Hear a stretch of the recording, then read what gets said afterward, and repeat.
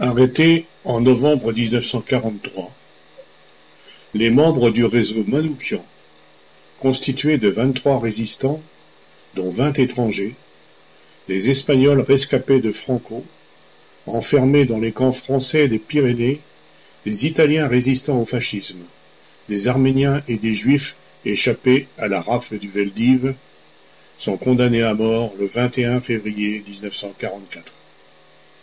Les 22 hommes sont exécutés le même jour. La seule femme du groupe est décapitée le 10 mai de la même année, à Stuttgart.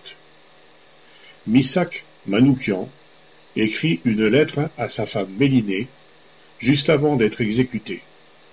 Louis Aragon s'inspire de cette lettre pour écrire les strophes pour se souvenir en 1955, mise en musique et chantée par Léo Ferré en 1959.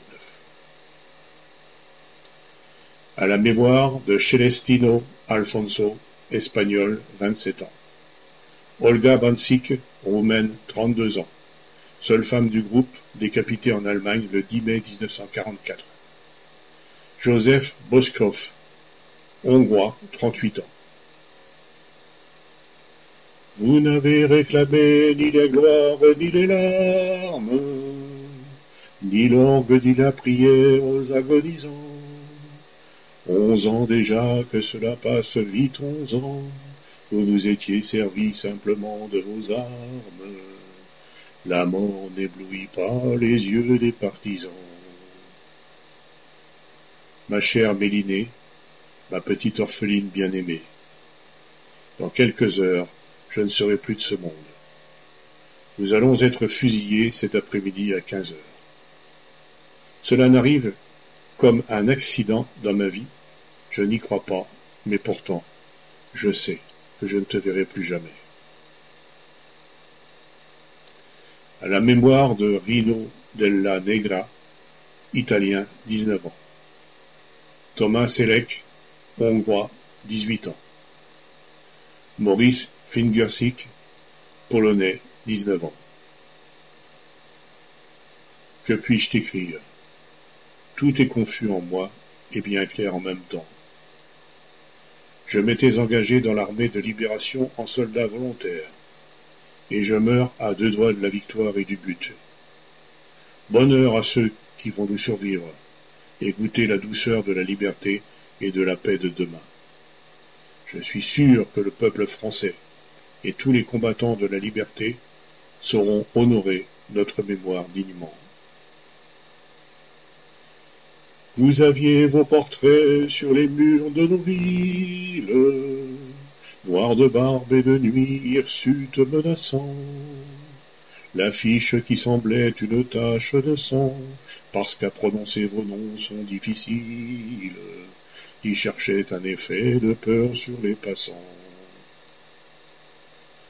Au moment de mourir, je proclame que je n'ai aucune haine contre le peuple allemand et contre qui que ce soit.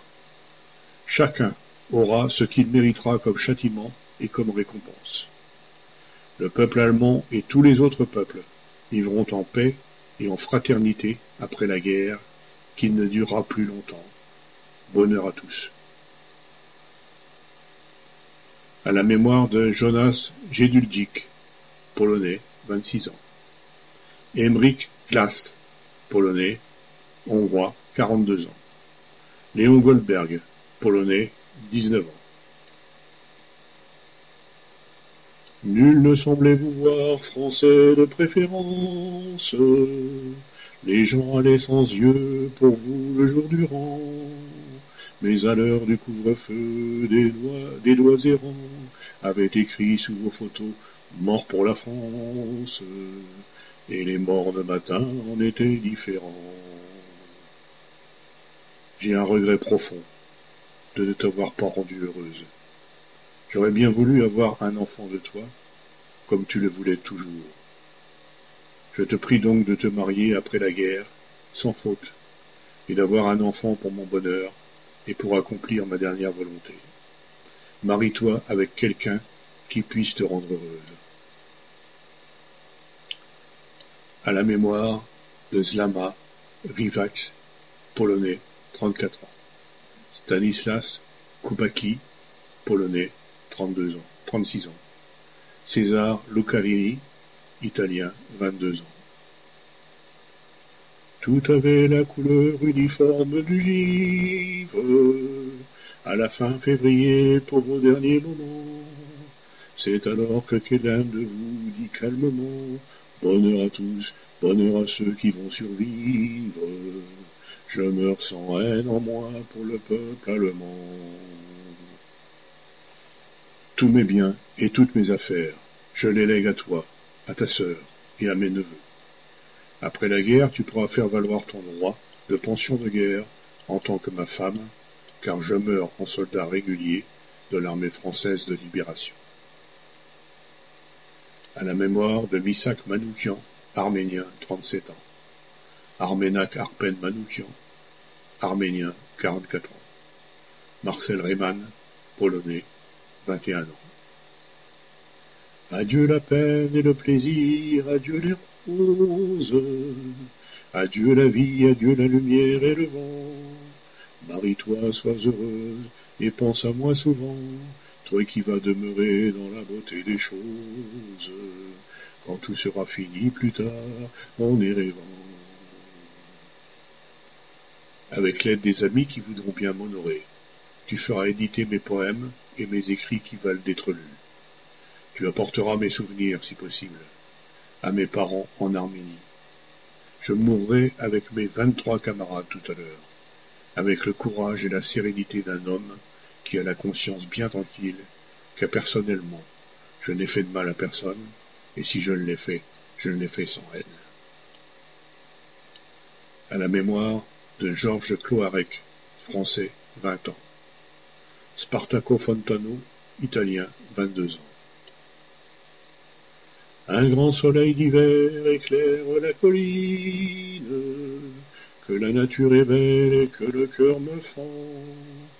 La justice viendra sous le pas triomphant, m'améliné, ô mon amour, mon orpheline, et je te dis de vivre et d'avoir un enfant. À la mémoire de Roger Rouxel, français, 18 ans. Antoine Salvadori, italien, 24 ans. Willy Shapiro, polonais, 29 ans. Ils étaient 23 quand les fusils fleurirent, 23 qui donnaient le cœur avant le temps, 23 étrangers et nos frères pourtant, 23 amoureux de vivre à en mourir, 23 qui criaient la France en s'abattant. Aujourd'hui, il y a du soleil. C'est en regardant le soleil et la belle nature que j'ai tant aimé que je dirai adieu à la vie et à vous tous, ma bien chère femme et mes bien chers amis. Je pardonne à tous ceux qui m'ont fait du mal ou qui ont voulu me faire du mal, sauf à celui qui nous a trahis pour acheter sa peau et ceux qui nous ont vendus. À la mémoire d'Amedeo Useglio, italien, 32 ans. Wolf Webrot, polonais, 18 ans. Robert Vichys, français, 19 ans. Je t'embrasse bien fort, ainsi que ta sœur et tous les amis qui me connaissent de près ou de loin. Je vous serre tous sur mon cœur. Adieu. Ton ami, ton camarade, ton mari, Michel Manoukian. Post-scriptum. J'ai 15 000 francs dans la valise de la rue de Plaisance. Si tu peux les prendre, rends mes dettes et donne le reste à Amen.